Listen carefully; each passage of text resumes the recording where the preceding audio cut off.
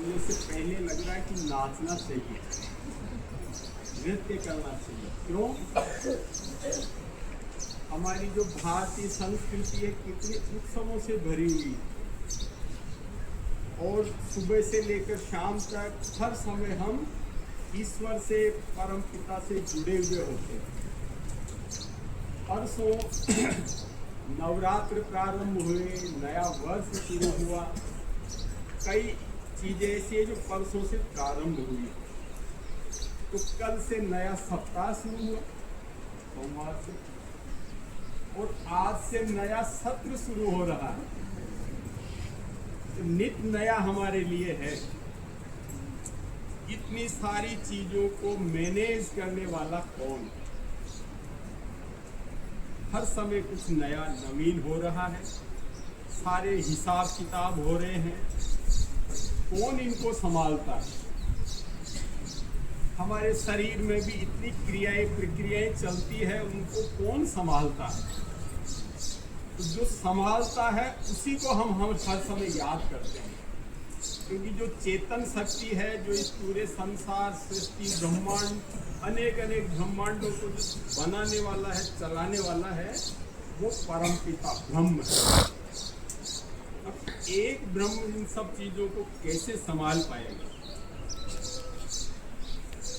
वो व्यापक है। व्यापक में यानी व्यष्टि और समष्टि दोनों में फर्क है। समष्टि मतलब वो हर जगह ही है, इस खंबे में भी है, फूल में भी है, हवा में भी है, लोहे में भी है, सजीव निर्जीव कण कण में व्याप्त है। तो वो ऐसा नहीं कि उसके 4 हाथ हैं या 2 हाथ हैं। हम भोले मनुष्य सोचते हैं कि वो बहुत काम करता होगा, तो माँ देवी दुर्गा के 1000 हाथ। क्यों? तो जो हजारों काम करती है, हम समझते हाथों से ही काम होता है, लेकिन जरूरी नहीं कि सब काम हाथों से ही हो। उनका तरीका, पैटर्न कुछ अलग है। पता नहीं कैसे वो काम करते हैं। चुटकी बजाते काम होता है, हम सोचेंगे अच्छा तो उस परम पिता के ना 1000 चुटकियां होनी चाहिए। ऐसे हम जिन चीजों को समझ नहीं पाते हैं, हम हमारी बुद्धि से उनकी कुछ रचना, सिद्धांत बनाकर उनको समझते रहते हैं। वो जो ज्योति जी, हाँ सावधान रहे, तो वो परम पिता ईश्वर हमारे सामने अनेक रूपों में आता है। जब हमको प्यास लगती है, जल की आवश्यकता होती है, तो वो जल हमें मिलता है। इस सरल सामान्यतः जो तरल पदार्थ है, जिसको हम पानी जल बोलते हैं, वो भौतिक रूप है। लेकिन उसके अंदर कौन समाया हुआ है? वो वरुण देवता है। अब हम समझे वरुण देवता भी हमारे जैसा ही मनुष्य होगा, तो पानी में कैसे समाया हुआ है? नहीं, वो शक्ति रूप है, सूक्ष्म रूप में है। तो जल भौतिक रूप में हमारे सामने आता है, हम उसको पीते हैं, निगलते हैं, काम में लेते हैं। लेकिन उसके अंदर जो उसका स्वभाव है, कि जल में ये स्वभाव है, वो शीतल रहता है, बहता है, जो उसका मुख्य गुण है, वो स्वभाव कौन धारण करता है? वो वरुण देव धारण करता है। अब वो वरुण देव कहाँ से आया है? वो जो ब्रह्म ने सभी संसार को चलाने के लिए, हर छोटी छोटी गतिविधि को नियोजित करने के लिए और क्रियान्वित करने के लिए स्वयं ही अलग अलग रूपों में सब जगह व्याप्त हो गया है। ये जो हमारे मांस मज्जा से बनी हुई आंखें हैं, इसी मांस मज्जा से बनी हुई हमारे आमाशय, यकृत, लीवर है, कान है, एक छोटी सी झिल्ली है, वो त्वचा चमड़ी की तो झिल्ली है अंदर। अगर वो प्राण और ईश्वर रूप, देव रूप में हमारे अंदर नहीं रहेगा, तो निर्जीव हो जाता है शरीर। फिर हम उसको क्या बोलते हैं? डेड बॉडी बोलते हैं, लाश हो जाता है। लेकिन वो परम पिता जब अलग अलग देव रूप में हमारे यहाँ पर रहता है, हर इंद्रिय के रूप, देव रूप में वो रहकर सारे संचालन करता है। ऐसे परम पिता अलग अलग रूपों में हमारे सामने आ रहे हैं। आज सत्रारंभ के समय हम किस देव को याद कर रहे हैं? बताइए। माँ शारदा को याद करें। ये उन्हीं का रूप है। अभी आपने जो स्तोत्र पढ़ा उसमें तो, क्योंकि जो देव हमारे सामने होता है वही सब कुछ होता है। अगर जिला कलेक्टर हमारे सामने है तो वही प्रधानमंत्री राष्ट्रपति है हमारे लिए। हम उसी को सब कुछ मानकर हमारी सारी बातें उनके सामने रखते हैं।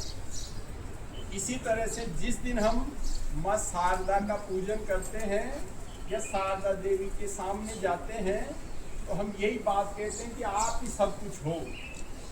अभी आपने बोला आपकी शक्ति से शिव प्रलय करते हैं, आपकी शक्ति से ब्रह्मा सृष्टि करते हैं, आपकी ही शक्ति से विष्णु पालन करते हैं। अभी हमने श्लोक में बोला वो इसलिए क्योंकि ये वो सब एक ही रूप है।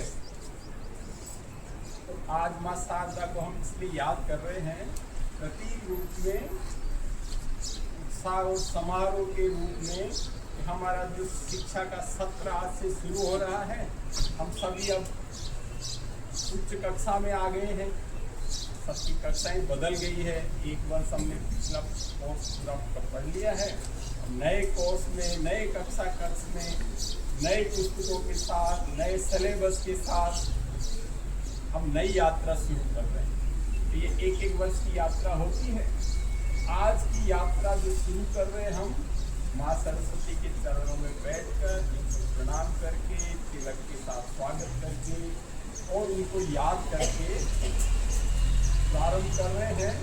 और आज का दिन पूरे वर्ष भर का प्रतिबिंब रहेगा। तो हम मन बुद्धि से इस तरह से निर्मल और ग्राह्य बुद्धि वाले रहें, शिक्षक देने वाली बुद्धि से रहें। शिक्षक तो जानते हैं कि वो विद्यार्थी भी है और शिक्षक भी, उनको डबल काम करना पड़ता है। आप लोगों को एक ही कार्य करना होता है, लेना, ग्रहण करना और उसको हमारे दिमाग में अलग अलग प्रकोष्ठों में स्थापित करना। और शिक्षकों के लिए दोहरी भूमिका है, वो सीखते भी हैं सिखाते भी हैं, लेते भी हैं देते भी हैं। तो आज का दिन ऐसा हमारा पूरा रहे कि हम अपनी भूमिका को सही अंजाम दें, तो पूरा वर्ष हमारे लिए सुखद रहेगा, प्रगति का रहेगा और आनंद का रहेगा। तो सब बड़े शुभकामनाएं दें, छोटे प्रार्थना करें, एक दूसरे को बधाई दें और नए सत्र की हम माँ सरस्वती की कृपा से अच्छी शुरुआत करें। तो कल की तरह है जो जिधर भी बैठे हुए हैं, क्योंकि हमारे तो बहुत इतने वैज्ञानिक चिंतन है। सरस्वती जी का चित्र इधर रखा हुआ तो भौतिक चित्र है और देव रूप में ये कहाँ है, सब जगह ही है। तो अगर आप उधर सिर झुकाएंगे तो सामने भी सरस्वती जी है, इधर झुकाएंगे तो दोनों रूपों में है, देव रूप में भी है और भौतिक रूप में भी है।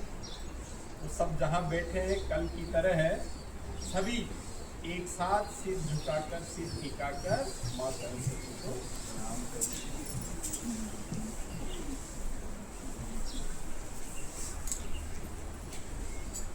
बोली माँ सरस्वती नमः।